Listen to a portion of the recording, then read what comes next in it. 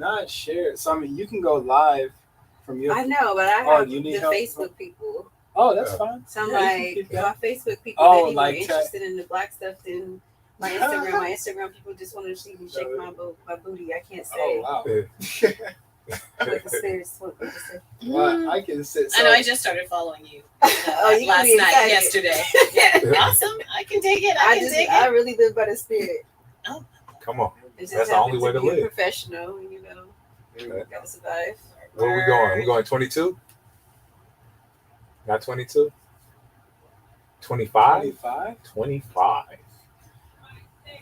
5 seconds? 5 seconds. Kat, I'm just now Okay. seeing that Payless Shoe Source thing. It's on Instagram. I told you. You thought I was lying? It's BS. Yeah, they're calling it Pelisi. Policey, All right? right, countdown. We need quiet in the studio.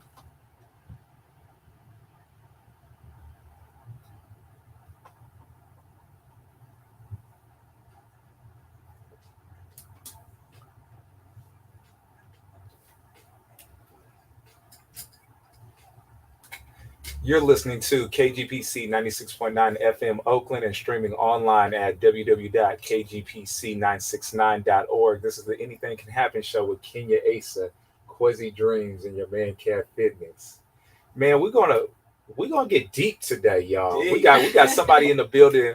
We're gonna bring it back to the ancestors Oh, today. wow.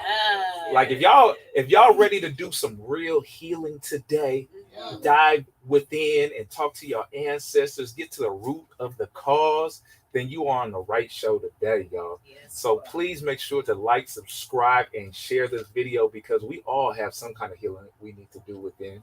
Absolutely. Miss Kenya, Yes. are you gonna get this party started today? No. You're not gonna get this party started? No, I'm not because we are not doing her bio. We're just No, I just said party started. I didn't say nothing you about. just want to get. Oh, okay. You gonna get this? You know, Oh, okay. I grew up. I'm the generation ladies go first. Oh, okay. You know what I'm saying? So since when? Because last week you were not of that generation. I Well, don't remember that. I changed. We can't talk about the past. We're only in the present moment right now. 7 days ago in the past. 7 days is a long time. A lot can happen in 7 days. Okay, apparently it did. Yeah. Oh, so I do want to get the health party started. Of the health portion of our Does this our mean show. shots? This is shot. Okay, Yes. so we are doing CMOS shots Okay. with our favorite CMOS. Guru. It is Rejuvenate. Rejuvenate. And it is this the This is elderberry blast? elderberry blast. Yes. Wow. So that is this You need- month's featured flavor. Is that right, It's Mr. Fitness? It's definitely the featured flavor of the month of Okay. August. Okay. And we're going to let our guest tell us what she thinks of elderberry blast. Okay. Uh-oh. Right. Go All right, ahead. yes. Let's go get you a scoop. All right. Ooh, she got a big, juicy scoop too, y'all. I appreciate, Have you ever- hold on. quality. Let me ask you this before you take a taste. Have you ever had sea moss before? I have not. No. Wow. I have not. What? So we're your first. Wow. Yeah. Rejuvenate.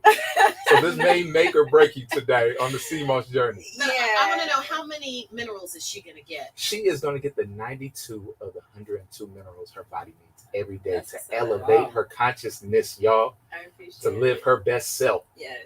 and have an elevated conversation as she's on the Anything Can Happen show. We do have to help our. Oh, did guests. you scoop already, Miss Kenya? I hear No. you smacking over there. No, What? my cup is just empty, and it's not my fault. It's not your fault? No, Man, we're going to have to give you some kind of restriction over there. it's good. Okay. I'm hungry. You hungry? Yeah.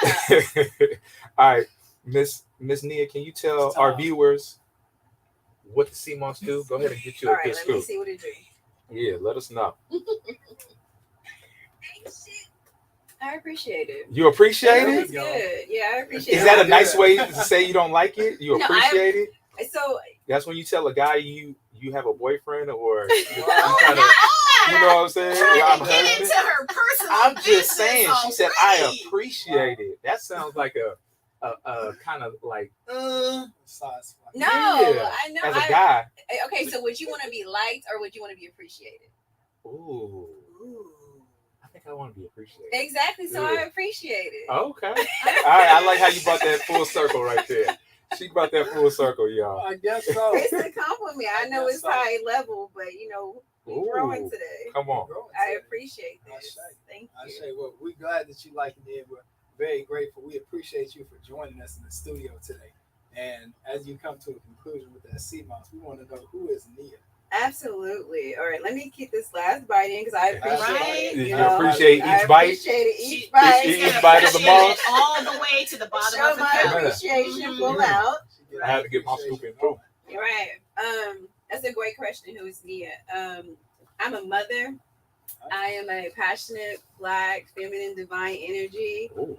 I am a trailblazer, activist of everything Black consciousness. I'm open. I'm abundant, and I am really passionate about healing. So I know that a lot of people like to start. What does that mean to you, though? Healing, like That's what I was gonna ask. Healing is life. I feel like without really having a healing journey, you really don't know about life. And so I'm passionate about experiencing life, and because I live by that passion, healing is just at the forefront of everything that I do, and it's my work. It's how I raise my children. It's how I build my empire. It's how I create generational legacies through the lens of healing.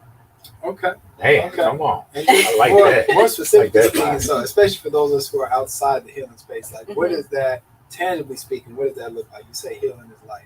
Yeah, so professionally, I'm a licensed clinical therapist and holistic healer.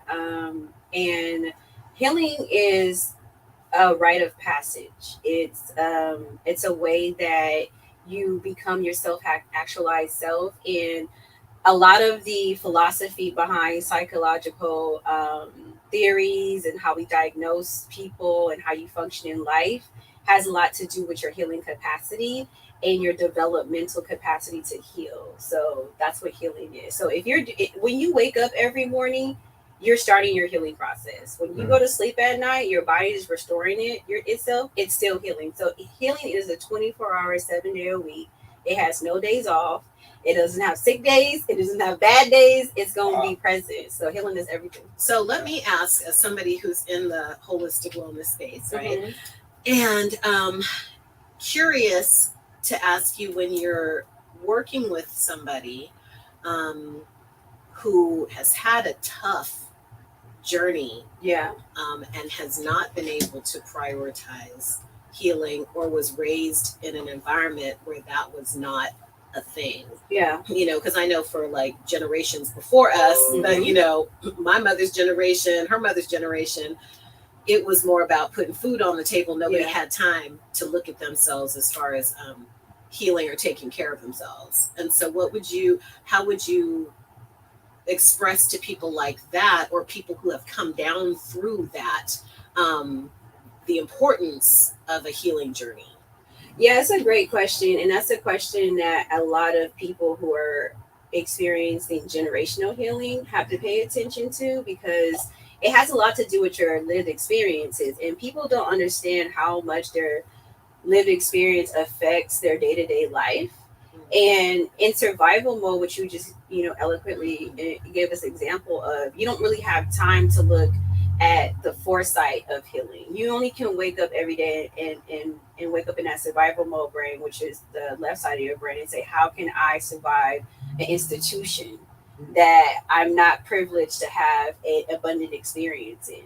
Wow. And so you wake up every day with the idea of that on your mind, and you're literally trying to figure that out. It's a redundant question that you're answering every day. So you're looking to break that program.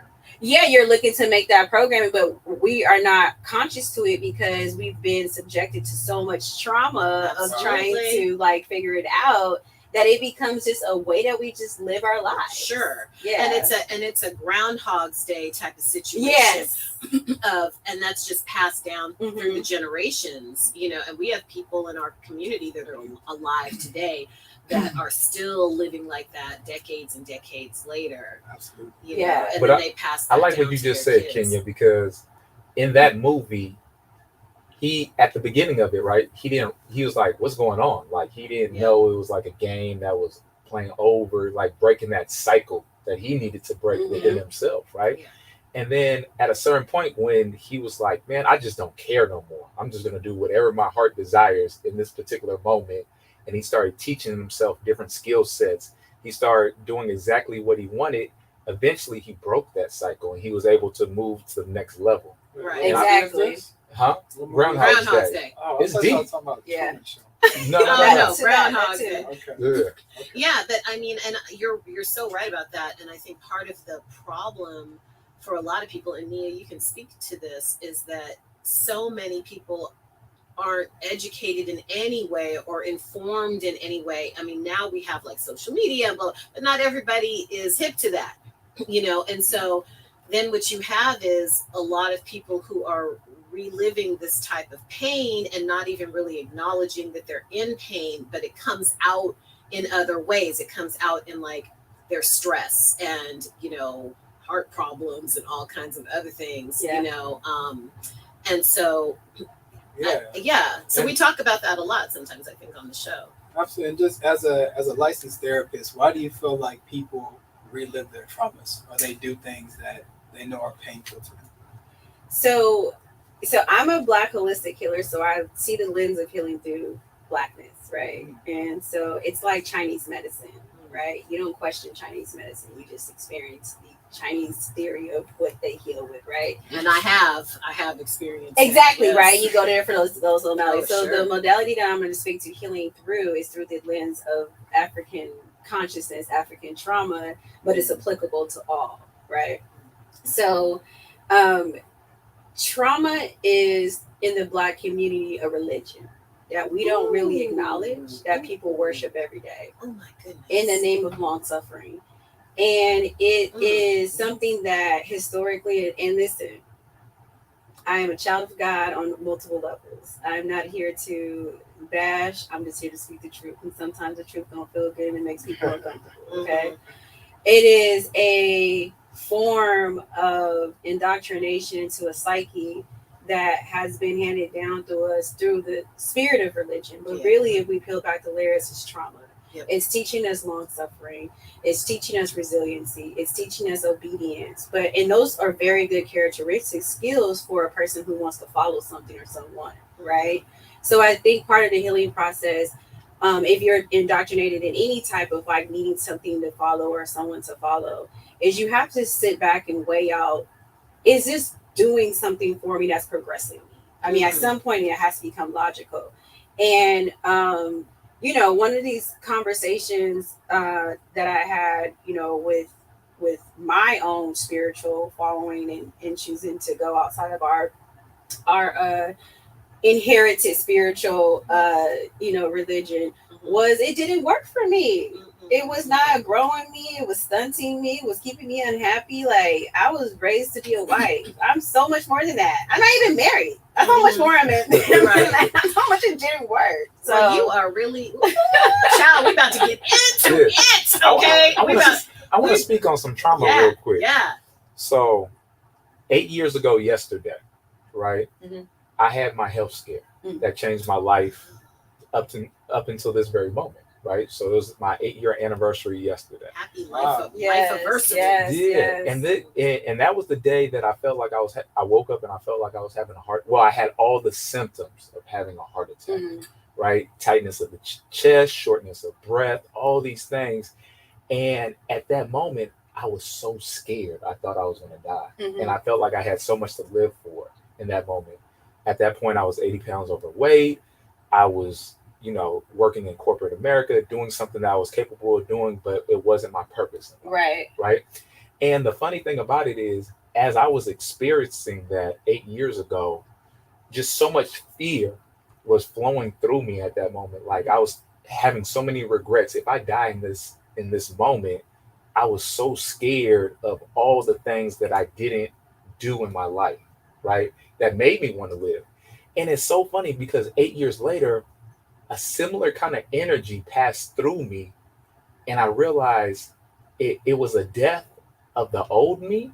But now when I experience that same kind of energy flowing through me, I realize I'm so much more at peace with my life. I'm so proud of all the things that I've accomplished in the last 8 years. and all the things that I was supposed to do within the last 8 years was gratifying. Like, I've been doing the work that I'm supposed to be doing here, right? With the community, with the family, just everything. And it's so interesting how you have that shift, whatever that may be. It could feel like you're dying. Right. You know what I'm saying? Whatever that shift is. And depending on where you're at in your own personal journey is how you can receive that message. And I think because that's I part received of the it as point. death. Yeah, You know I what think I'm saying? that's At part one of the point. point, where you are in your journey. Yeah.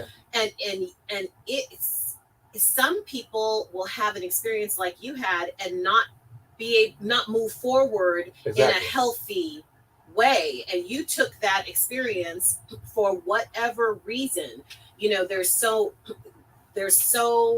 much kind of research out there about like what makes some people have an experience and then be able to see that maybe this is an opportunity to start a new journey. And then be there's reborn other again. people, absolutely. Yeah. And when I was writing my book, I was researching that, and I read a book called The Resilient Child and all of these things, researching why some people are move forward and then other people are not able to, even if those people are raised in the same family, even if those people could be twins and stuff like that. And so I think that part of what you're saying, Nia, when you kind of touched on the whole religious aspect, and forgive me if I'm wrong, but it sounds like you were differentiating being a child of God from like organized religion. Yeah, because in the Black community specifically, that's how we practice self-care. That's how we heal ourselves. So much of our spiritual nature, because we are creative people, comes from spirit. Because in order to be a creative person, you have to be a spiritual being, right? And so, you know, just aside from me being a therapist, I love knowledge. I love history. I love philosophy, and I studied the ancient Kemetic dynasty. And part of the way that they went in there and they were able to excavate those that knowledge and that wisdom was they learned their enemy. You know, and part of our Achilles tendon, what I like to call it, is that we're spiritual beings. And so if someone says, oh, you know, God said this, and it sounds logical, like we're very logical people too, right? Then people start to question it. And anytime you start to question your intuition, you've already lost. That's absolutely right. How do you teach your clients to go with their intuition and not resist and fight that? You know what I'm saying? That programming of, no, I'm not gonna, like, you know, people always say like, oh, I had a feeling to do this, and then later on that day they realize, oh, I felt like I was supposed to do that, but I didn't do it. You know, and what even I'm saying? deeper than that, women, you know, like the Laura Day wrote a book called Practical Intuition, right? And one of the things that she talked about, and even Maya Angelou talked about this too, is that women are more likely than men to see danger and ignore the signs because we're so raised to be polite and we're so raised to not ruffle feathers, and we don't want to hurt other people's feelings and all of that other stuff, instead of running in the opposite direction, which is what we should be doing a lot of the times, right? And so there is a tendency, you know, not just with women, but in a lot of like communities, Black community, Indigenous communities, to hear that you're supposed to be doing something safe for yourself, and then push it aside and be like, well, no, I'm not going to do that because this is what I should do, you know? Yeah. So how I teach my clients how to trust their intuition is we focus a lot on self-reflection in 3 key areas. We focus on self-awareness, emotional intelligence, radical accountability, and acceptance. And, you know, part of the way that particularly people who are different, you know, they follow their spirit, is that they don't care about being wrong. They don't care about fitting into a social norm. It's not that, you know, that people pleasing, you know, mindset, that group think. And that's where, you know, honestly, true leaders are born, and that's where innovation is created from.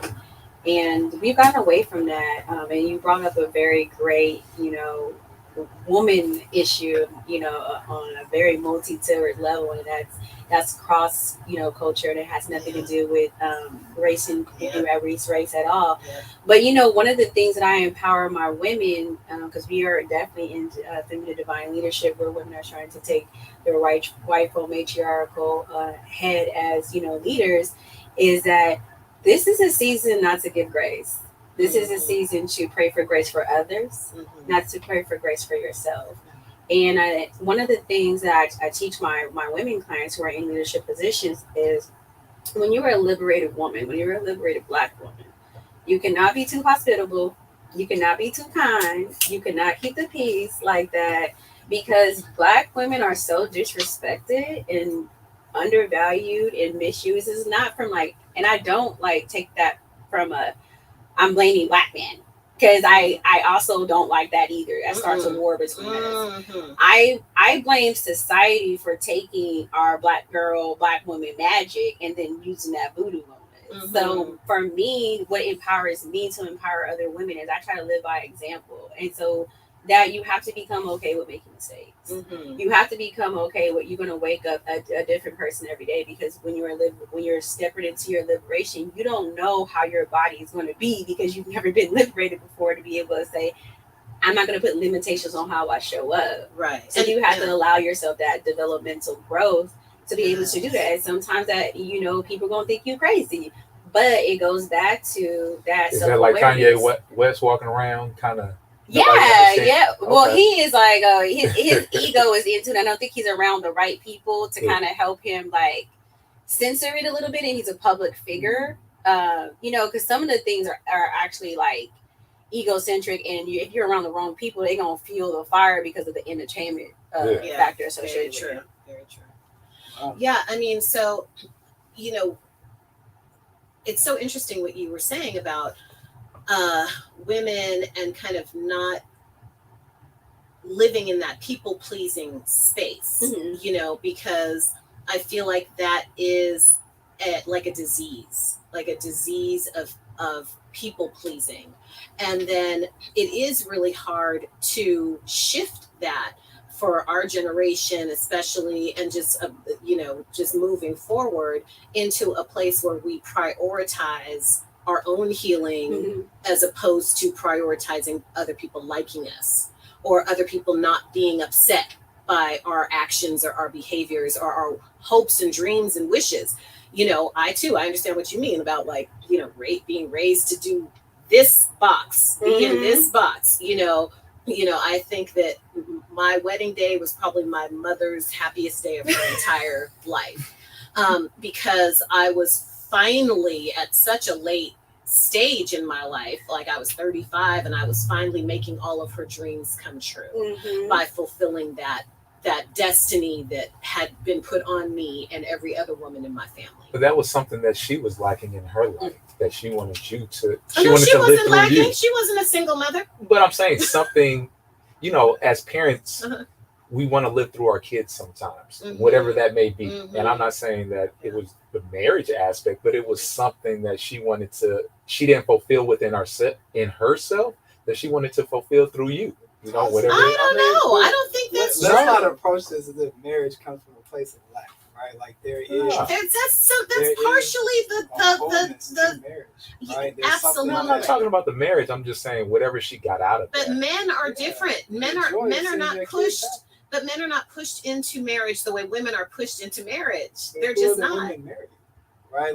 At the end of the day, I'm just saying, being between two people. It absolutely is. And there are benefits to that union. So I'm married. I'm happy to be married, but I'm saying that your mother was happy for you. Women are pushed into marriage in a different way than men are. They really are. Women are told from a very young age, and I'm a woman, told from a very young age, or taught through all kinds of subliminal, Cinderella, Snow White, Sleeping Beauty, all the nonsense that you are not complete until Prince Charming has come and kissed you, woken you up, done all of these things. You're not already awake until you're awakened by the prince. And that is the way we're raised. That just is, That's the way to look at it. That impacts men and women equally. because women come into a relationship with this expectation that we're supposed to be Prince Charming. And it places an unfair expectation on the man and the husband. Yeah, Right? yeah, So I understand what you're saying outside the marriage. No, I hear Once that. men get married, men aren't necessarily happy in marriage either. Sure. Right? So it's Sure. just like that conversation that I want us to gravitate away from, because at the end of the day, I like what Nia was saying, it creates a war. Right? And it's like, what's the purpose? Like, what pursuit are we gaining by being at war with each other? You shouldn't be at war. I think that you should be a self-actualized individual. Oh, absolutely. And be taught more as females, because I work with women. Y'all know that. Yeah. As women, to be taught that you can be whole and you can be a self-actualized individual with or without a man inside your relationship. Yeah, and both parties should. And I'm, of course, as always, y'all know, I'm not speaking about necessarily just men and women in those roles. I'm speaking about men marrying men, women marrying women, non-binary people marrying whoever you want to marry. Absolutely. It doesn't matter who you are or who they are. You have to start with yourself. Yeah. Right. And this is good though, because I know, with our guests being in the studio, a lot of the healing conversation is centered around women, right? Like a lot of those conversations, even a lot of the leaders in that space, it's centered around women and feminine energy. And speaking as a man who also needs healing, I have a hard time finding those spaces, especially outside the gym or outside of the bar or outside of the country club or golfing, right? It's like, where do men go when we want to heal, right? And this may not be the conversation for that, but it's like, I think it is. We're in this brand because we have a brand that is dedicated to supporting Black men with self-actualizing. So for anybody just Black men, it's a safe space for Black men to explore. And here in the Bay Area, yes, it is. Here in the Bay Area, like that is something that is starting, right, Kwesi? Because you've talked about this space before and being in spaces like that. Oh, like create the space. Yeah, like all of the spaces that are healing for Black men. Because I mean, I think that it's a thing here. I don't know anything about outside of the Bay Area, but I feel like we have talked about that. That it is a needed thing, and the more we can get that, the better.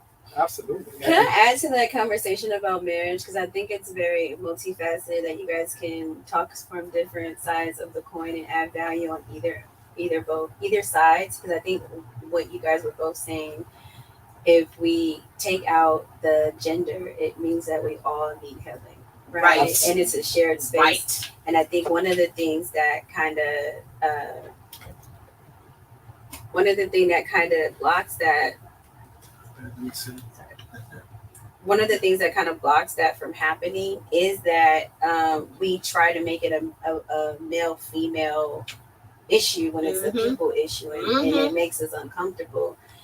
But we're talking about, like, when we're being honest about it, we're talking about the dynamics of patriarchy and matriarchy. And what I want to see in the Black community is I want to see us just be like, I'm hurt, you're hurt. Yeah, we both hurt it. Yeah. So I can listen to your experience and not trying to cross-reference it with mine. I can hold space for you, and then you can listen to my experience, and I can hold space for you, and then we can talk to each other. But the highlighted part is that it's safety. Yes. Nobody feels safe, and so we go into these conversations that are supposed to be healing, and we already got our armor on.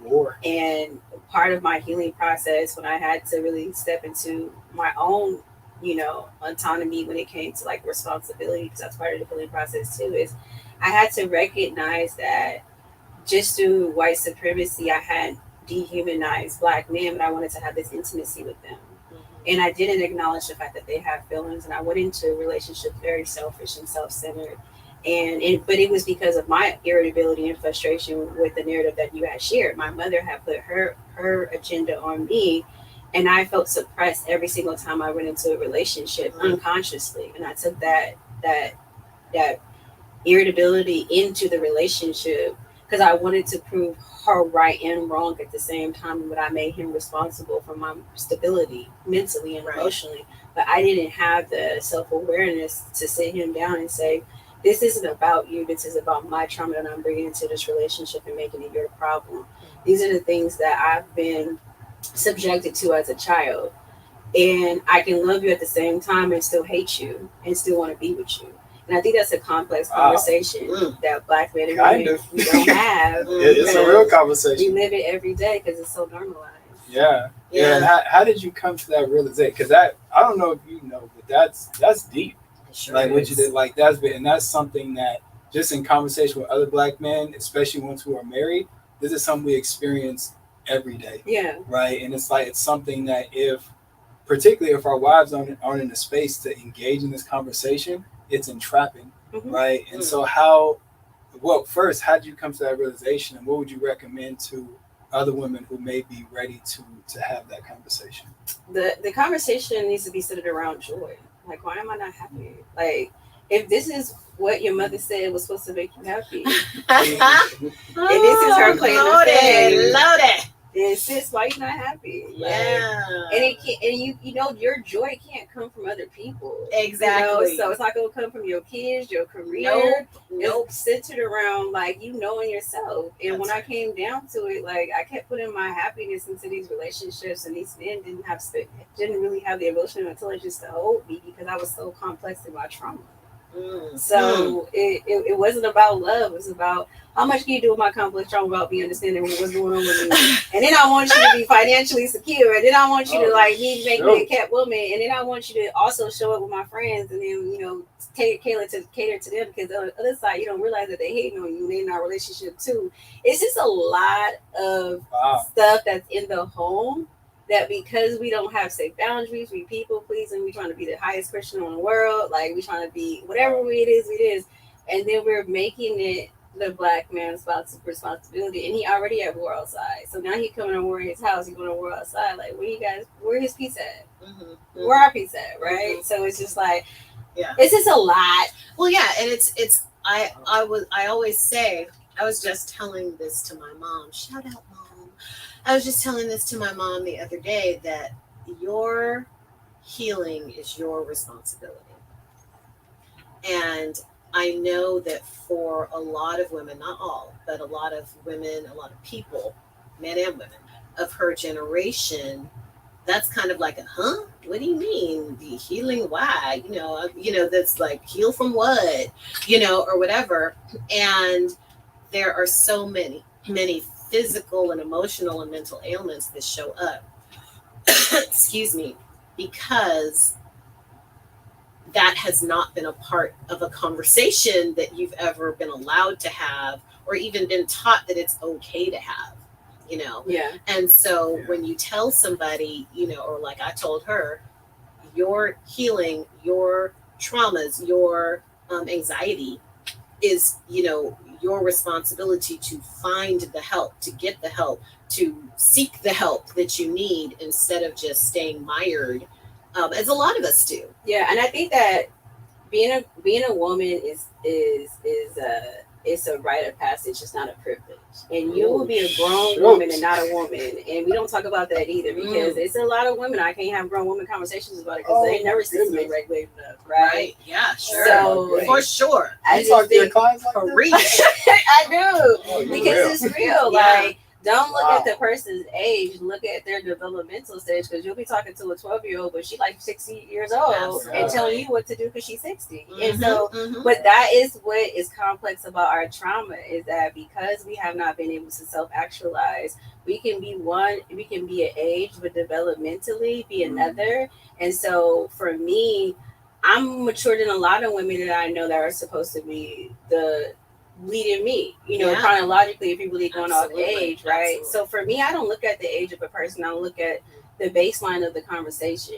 If we can't have conversation about like personal accountability and like maturity and like longevity and prosperity, then I already know that you're still stuck in your survival mode brain. So I can only give you so much of my time, because then that's trauma bonding with you, right? So anytime I have to de-escalate my elevation to connect with you, you're not in my alignment. And it's nothing that's negative about that. Sure. I think we need to start speaking to that, because then that will let a person know, like, I believe in you, plant a seed. If it grows, cool. If it don't, then you've done your part, instead of sitting there being upset or getting mad about a conversation, don't take it personal, because sometimes spirit will put you in a personal life just for the conversation, and that's it.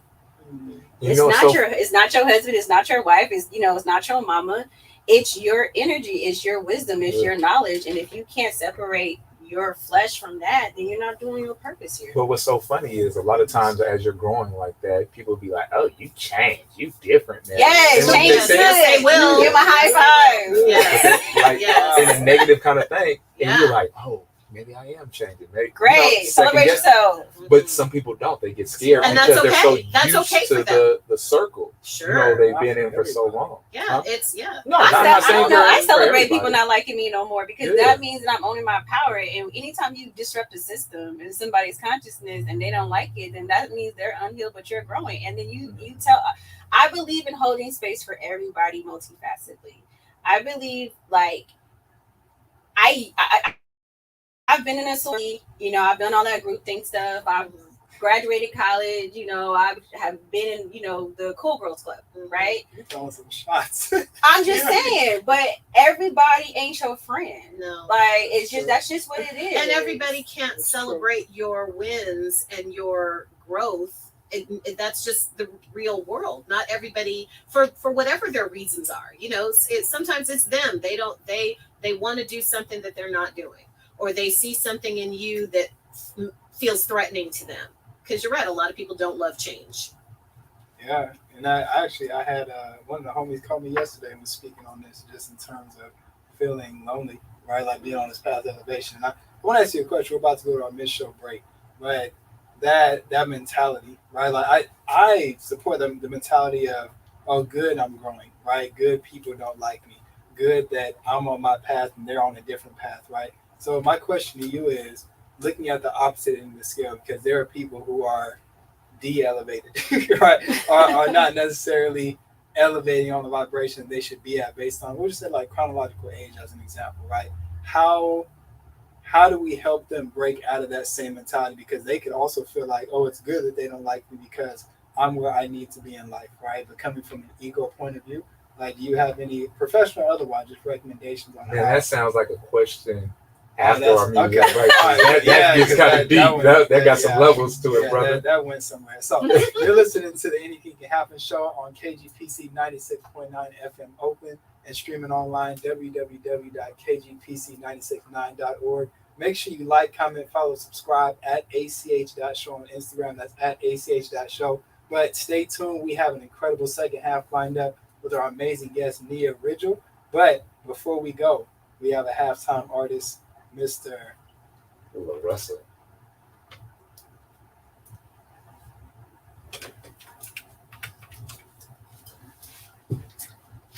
That's great, guys. We got 3 minutes. Good, because I man. have to You can go use to the ladies' room. Oh, I actually went to the restroom beforehand, so I'm actually gonna try to fix this with this. Yeah. I think it's that thing that's causing the food. The feedback? Yeah, I was hearing a little bit of feedback. I didn't know if it was one of the chords. You done with that? Yes, thank you. That was good. I appreciated that. Yeah, I appreciate it. yeah. Okay. I have a deeper appreciation for the word appreciation. Right? Now, as I was enlightened with your wisdom, Miss Nia. I appreciate it. Do you want me to like it or do you want me to appreciate it? Well, since you put it that way, I think I wanted to appreciate it now. That's why I'm like, I appreciate it. I like to have that difference, because, like, you like a lot of stuff, but you don't appreciate some certain Come on. things. So It touches your soul in a certain vibration. that's what I was actually going to text you before, but this time's got away from me. I actually need some of this. Oh, okay. So please let me know. My daughter is really big on this. On Yeah. CMA. She's actually, I'm realizing she's not here anymore. Hey guys, since I'm not here no more, she's not here no more. How much an important person she plays. She helped me down a lot. Yeah. I'm Yeah. like, wait, where's my oldest partner moved out. at? Yeah, my oldest moved out. How is that for you? It's dope because I feel like he needs the space to continue to grow. Yeah. And not saying that I was kind of putting any kind of boundaries on it, but it was, I think we all go through that phase in life that, Right. now I'm not necessarily a kid, but not an adult. Oh but I have Lord, to my figure daughter myself cannot out. wait to call. We let her hold it back Yeah. until she's 18 because she's 17 and a half. And baby girl, well, she's 17 and 3/4 of a quarter. Let her tell it. But baby girl cannot wait to go out there and film. Yeah. Lord, You gotta do you just understand live. what you rushing to? So I just been patient her. But yeah, I'm happy that you're taking that in with him because to me that's a huge transition. I think we're more appreciative of each other. Yeah. And it's so funny that certain things, as he was growing up, seeds that were planted, and now seeing those seeds starting to blossom on his own, for him to be out there and be like, oh, I see what Pops was talking Like about. gas in my car, the little stuff, like laundry detergent. Like my daughter called me with some silly stuff. I'm like, girl, this is my child because she's so kept. She's a kept child. 15 seconds. You gonna bring us back, Quincy? Yes.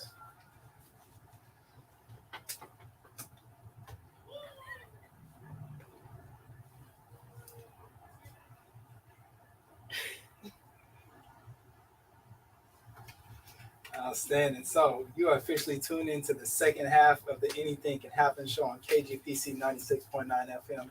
We have our amazing guest in the studio, Nia Rigel, talking to us today about a variety of subjects, including turning your trauma into joy. But during our break, we started talking about Nia being a mother, and we want to expand on that a little bit. What is your journey into motherhood and being a mother been like? How many kids you have? I got 2. Well, I have 3. One passed, and I have 2 living. I think my journey through motherhood has defined a lot of who I am. Just as a woman in general, I think. I keep saying I think. I know that there's multi levels of being a mother. I've embraced all of them, from loss, from joy to pain, to trials and tribulations to victories. And it's made me a very, very compassionate person. And I'm just at a space in my life where, like, I don't resent my kids. They bring me so much happiness and joy. I was just sharing my daughter, she just went to college.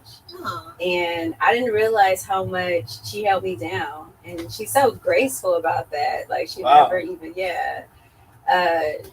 she just let me be, and I'm thinking I'm big bossing it, doing everything. And she was really running the show. Right. Behind the scenes.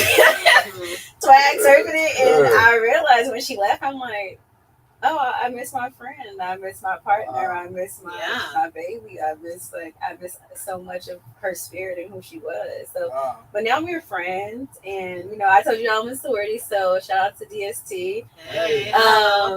So now it's telling her, you have a young mom. I'm in a sorority now. We get to get it popping together. I don't have to be fake.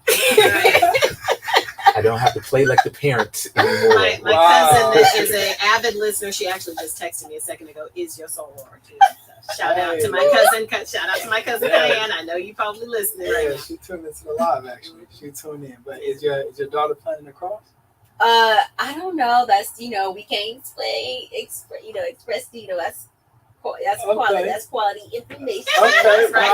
I respect it. If she do, it's her choice. My daughter is very like me, but so I raised a very strong-minded, liberated child. I wanted her to be liberated after she left my house. But I realized after she started getting older, I was like, oh, it starts in the home. Yeah. Because I wasn't able to really be, right. That in my home because, I have my mother's really perfectionist. And so she's like very like. So when did that chapter of your life start? Yeah. What? To be in the space that you are now. Like, when did you start your healing journey to get to this space so you can hold space for other people and allow them to grow? Oh my God, after I filled another relationship, so my son and my daughter are 10 years apart, and I was like, okay, like this isn't for me. Mm-hmm. Wow.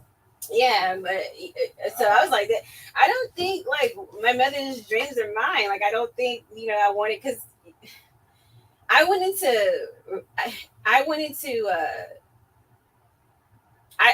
into relationships very double-minded. Like I said, I've always wanted to be very liberated, but I also was raised very conservative. And so, idealistically, I used to date conservative men. And I would go into the relationship conservative, and that's what women do with our witchcraft. You will go in there a different person. Quincy, and lure them in. Quincy's face for those of you that are not watching us live. Quincy's still basically a newlywed in a way. Yeah. No, you might do some serious self-reflection.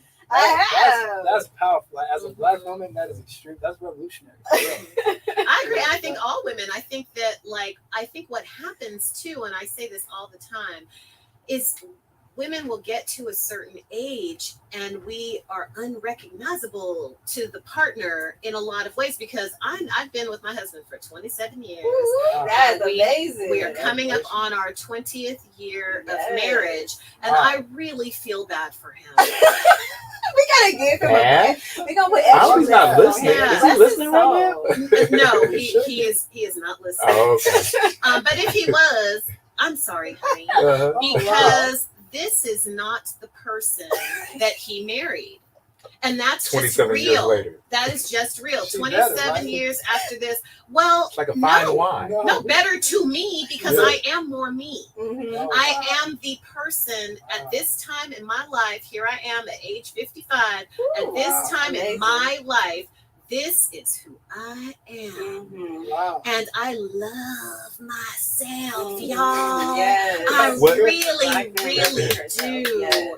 I think I am. What if he didn't really, accept that though? What if he just was so It's gung-ho challenging. about So the old you? Sure. So that's what I mean. It can be very, very challenging to be with certain women who are on a growing path, who are on a path of growing and allowing all of their parts to come into play. Because when I was 20, how old was I? 26 or 27 or something, when we started going out, maybe 27, when we started going out.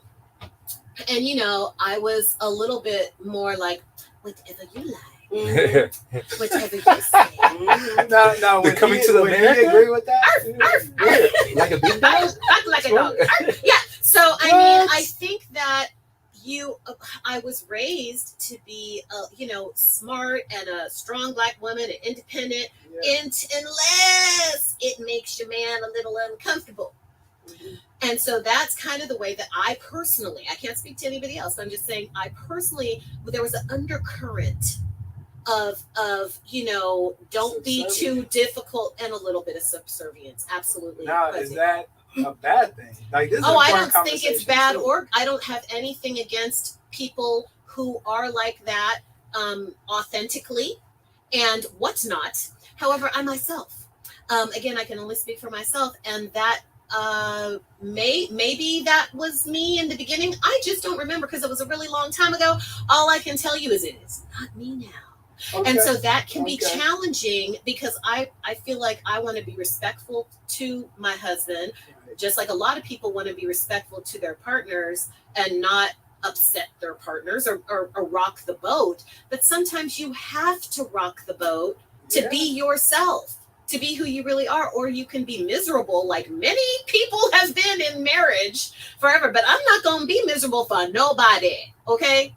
Nobody. That's a very interesting perspective, because again, it goes back to the conversation around men versus women, right? And it creates this illusion that men don't also sacrifice, right? And men give up a lot to be married, especially in this traditional society. Yeah. A man, as soon as he signs those papers, God forbid he doesn't have a prenup, he's done.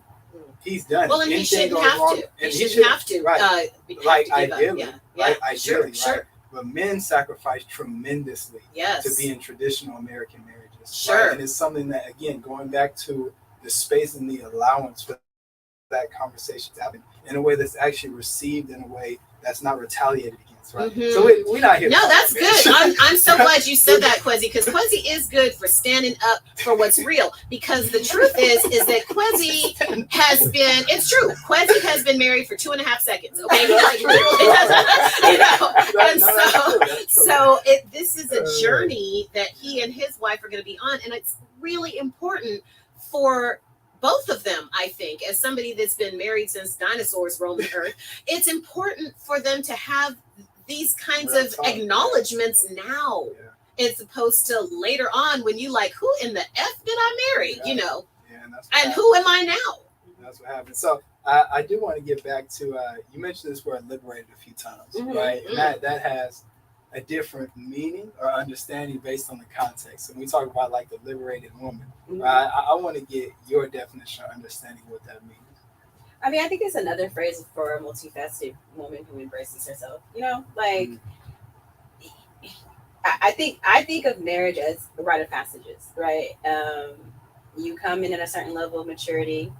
You say, "Hey, I'm this person," or maybe you say, "Hey, I'm faking to be this person," right? And you know, after a while, when you like a person, you're willing to submit, you know, to a certain level, even if it's an interest level. When you love a person, then that's really when you're starting to reveal yourself. And I think that is levels to it. I think that part of being a liberated woman is it's kind of fat out of a lot of those things that would waste a lot of time just for connection. For me, I practice the art of liberation through just self-expression. I've been able to own parts of me that generationally have been dormant because of survival. And that's where ancestral healing comes in at, because I'm so much more than what my mother's wishes and dreams were. It was just more of like, you know, I come from a lineage of a lot of women who know how to do a lot of things, but not for themselves. Ooh. Right. So how do you start that process? Wow. How do you start that process from healing from your ancestors? Like when you're working with your clients, what are like the first steps that you have to have them recognize?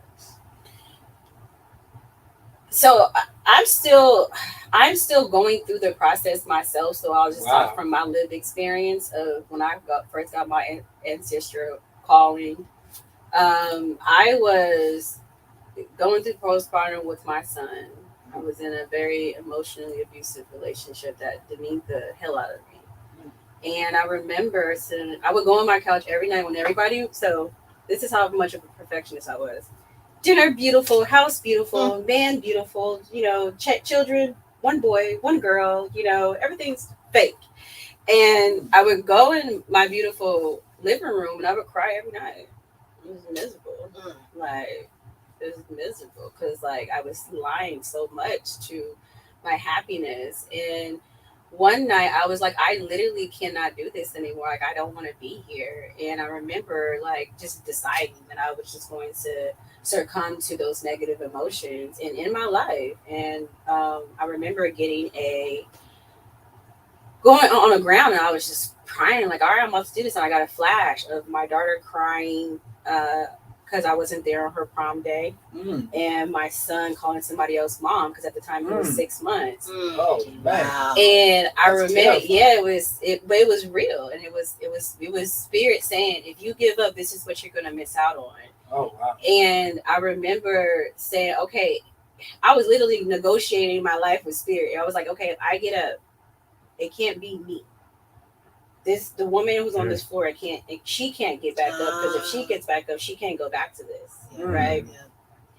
And so we made a deal, and I got me a spirit, and that was my first spiritual. Like Kat was sharing, his experience was my first spiritual alignment, and where I died to my flesh and became more spiritual than I was human. Yeah. And then after that, my life started falling apart. In a good way. Right?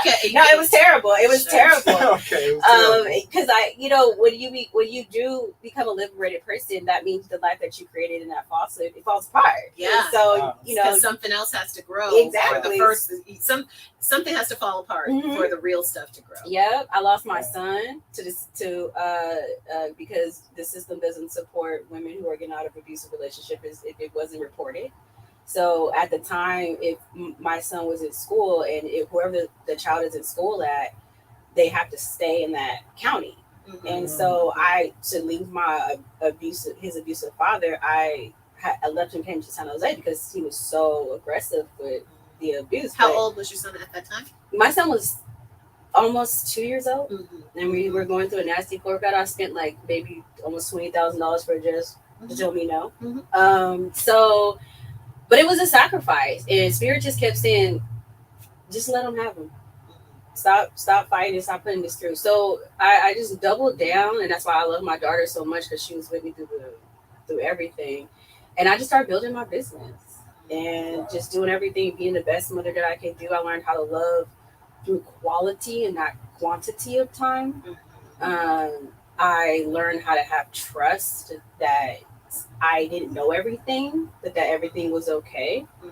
And so just through that level of trust, like when you're reconnected with your ancestors, you got to go through the things that they wouldn't do to be back aligned with that Can you ancestry. say that one more time? You got to go through the things that they weren't willing to do to connect to your ancestral lineage, Oh, to that really was get back good. to that elevated level of consciousness before the trauma happened. Right. And so a part of, like I was telling you guys, a part of like a lot of our upbringing as being great wives was you always tend to your children. But if you're willing to give up your child, then they can trust you. So it's a trust building phase that you have to go through, because they're building alliance. You're becoming aligned with them and their natural, spiritual, innate. And then I started to align with my warrior spirit.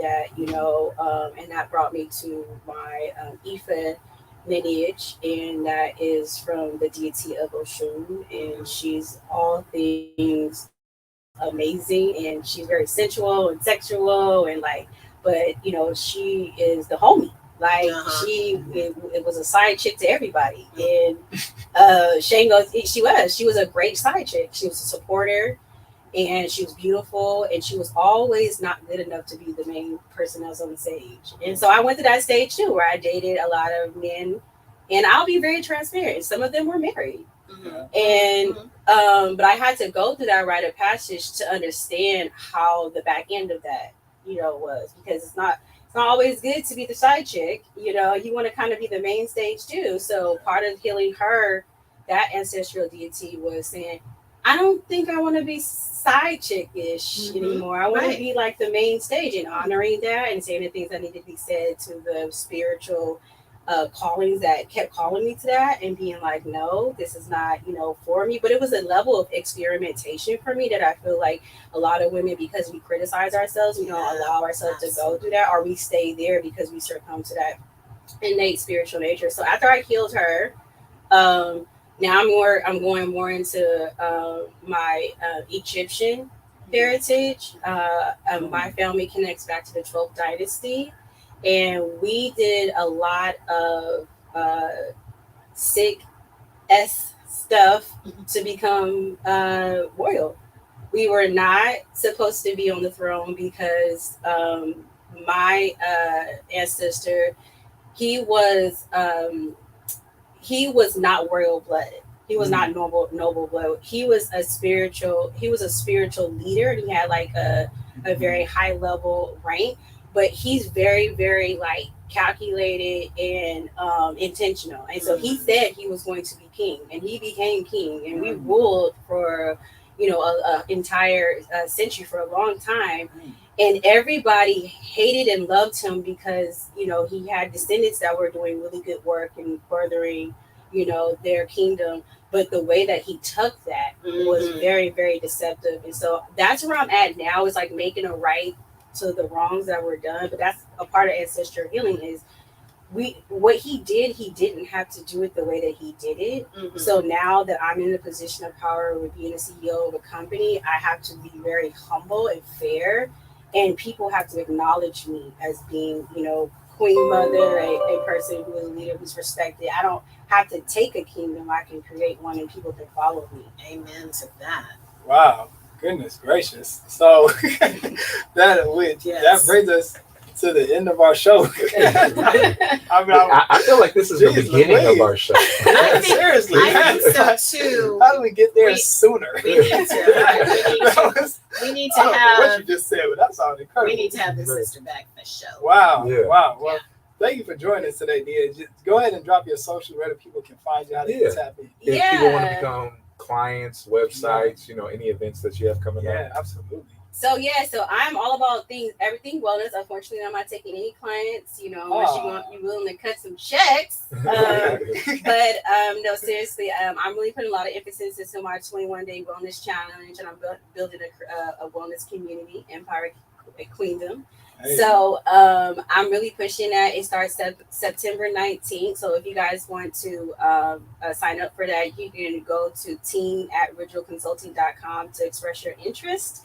You can follow me on LinkedIn, Nia Original. That's where I do a lot of my writings, and that's the professional side. Now, if you want to get turned up with me, you want to get into the, I grew up during the E40 stage, Hey. and the hot boy stage. And you want to see some ancestry or twerking, you can follow me on Instagram at Love Light Liberation. It's spaces underscore in between all of those things. So that's where you're not going to get professional Nia. I'm going to the IG right now. Yeah, go there. And then you can find me on Facebook at Nia Original. That's where my friends and family at, so I keep it kind of, clean. I'll say, well, thank you for joining us, Nia. You got a lot of love on our Instagram as well. As our listeners know, we go live every single Thursday at or around noon o'clock Pacific Standard Time. But Nia, you got a lot of love today. They really appreciate what you had to say and share. So with that being said, this is the Anything Can Happen show on KGPC 96.9 FM Oakland and streaming online www.kgpc96.9.org. You can also catch us at 96.9. That's if you're local in the Bay Area, 96.9 FM on Thursdays. I believe is it Thursday at 8 a.m. 8 p.m. It is. Cat gonna give me some love eventually. But anyway, we'll clean that up in the post. But that being said, stay tuned. We got a lot more on the way. Thank you so much, Nia, for joining us. This is the Anything Can Happen show. We'll talk to you next week. Make sure to like, subscribe, and like, share. comment, follow. Yes, all those things. Show. All the things. Like, comment, follow, subscribe. All right.